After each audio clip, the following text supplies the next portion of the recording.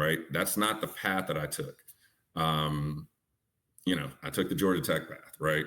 But I don't knock the path as long as I can trust it. And that was the reference we made, right? I'm only serving the food that I cook, right? So if I don't believe in it, and nothing against Kevin Dorsey, I'm sure it's great information. It's just not my information. So I can't relate to it and I can't communicate it firsthand in a good way. So, all right. So that's our first section. And I think that first section should take you about 1 to 3 weeks. Ideally, I would say you want to get through it in 2, right? You're going to need to buckle down and get through it, because that technical application series is what's going to build your foundation, one, for your career, right? Because now when you go into an interview, no more of this, oh, I'm not real technical, right? Because I want you to think about it. You go try and work at a technology company. Who wants to hear that you're not technical? I'm not saying it's not possible, but if you want to be competitive and get to the higher levels, right? You want to have that success. You get that success because you put the work in to build a foundation around yourself. It can't just be, I'm not technical, give me a shot, right? I can't endorse that, because that didn't work for me. The reason I got into Microsoft, when I interviewed with that dude at Georgia Tech, he sat there and told me that I knew more than some of the people that he worked with at Microsoft about Microsoft. All right. I like that, Stefan. I like that. That's a good line. That's a great line, actually. Right.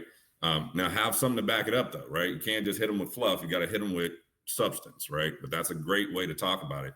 It's 100 times better than saying, I'm not technical. All right. I'm gonna let it go, but this is how we're gonna get your foundation built. You'll get that done in the first 2 to 3 weeks. All right. So for weeks 3 and 4, we'll call it, if you get this done in 2 weeks, we call something called the MEDDIC sales framework and the challenger sales method, right? So we'll take 1 week at each, and basically I'll walk you and guide you through those, give you, again, a case study of how it applies, give you the good version of it, give you the challenge version of it, right? People think like, oh, I'm following the framework. Why is this not working? Because it just doesn't work like that. Everything's not perfect, and you have to be able to adapt and adjust. And that's why I teach 2 different frameworks instead of just 1. Because it depends on your customer. I have customers I go to who will say, hey, we know what we want to do. We have a goal. This is what our problems are. This is what we're working towards. This is what our budget is. Help us out. And then you got others who say, I don't really know about Microsoft, or I don't trust what you sell, or, I need more education, or I think this is better, right? You have to be ready. That's where that challenger sales method comes in, because you have to be ready to push back. You defend your product, defend your position, defend the technology that you're communicating to them, because if you don't, they're going to just ask you to leave or stop responding. They'll just stop answering your calls and emails, right? Questions so far? I'm going to take a sip of water, see if there's any questions. All right, none yet. I'll keep going. So weeks 3, weeks 4 is going to be based around the 2 different frameworks and, sales methods.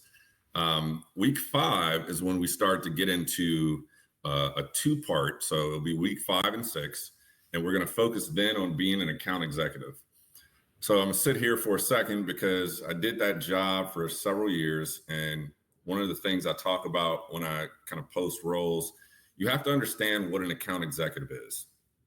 It is not the same at every company, right?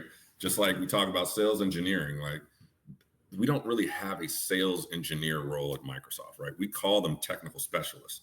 They do the same thing, but that's something that we'll learn through the course and just kind of through our streams and interactions, is that you have to understand, you may go take a sales engineering course and, become super deep in a certain technology, and now you're looking for sales engineer jobs, but you can't find them except at 4 companies, let's say. And the reason is because you haven't learned the language of the industry, right? We don't all have the same names. It's not the same job at every place, right? Let me see. So for BANT, yeah, budget, authority, need, timeline. We actually use that, right? Like I said, I use MEDDIC and Challenger, and we'll dig deeper into it, because it's easy to just kind of look anything up and think like, oh, I looked it up. This is it.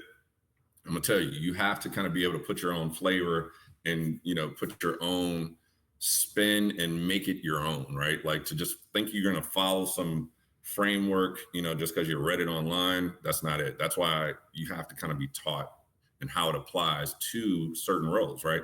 Technology sales is not the same as maybe pharmaceutical sales, right? They're different.